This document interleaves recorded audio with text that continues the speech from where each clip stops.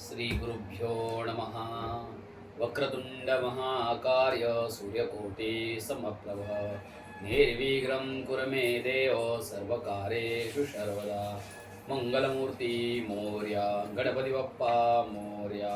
सर्वमंगलमांगल्ये शिवे सर्वार्थसाधिके शरणत्र त्र्यंबके गौरी नारायणी नमस्तुते.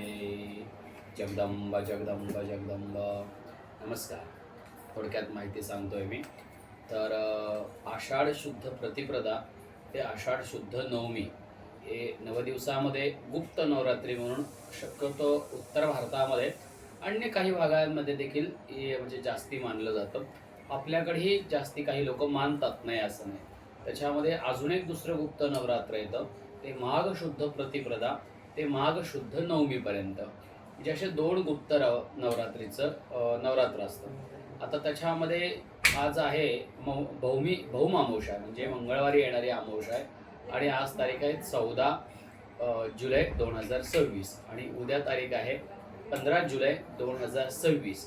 म्हणजे 15 जुलै 2026ला आषाढ शुद्ध प्रतिपदापासून म्हणजे उद्यापासून 9 दिवसाचं गुप्त नवरात्री हे चालू होतं. तर या गुप्त नवरात्रीमध्ये काय केलं जातं, तर गुप्त नवरात्रीमध्ये तुम्ही गुप्त पाठ करा. सगळ्यात महत्वाचं म्हणजे सप्तशतीचे मार्कंड ऋषीचे जे पाठ आहेत ते गुप्त स्वरूपात पाठ. आता गुप्त म्हणजे काय की त्याचा गाजावाजा करू नका. आपल्या घरामध्ये शांत चित्ताने गुरुजींना बोलवून विधिवक्त शास्त्रयुक्त ते सप्तशतीचे पाठ करून घ्या, संकल्प वगैरे करून.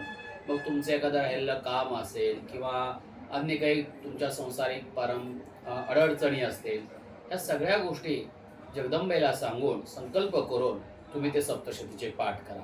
9 दिवसाचं अधिष्ठान ठेवा. घरामध्ये देवीची पूजा करा. मंत्र घ्या गुरुजींकडनं, अथवा तुम्ही कुठलाही मंत्र संकल्प करून घ्या. त्या मंत्राला सिद्धी प्राप्त होते.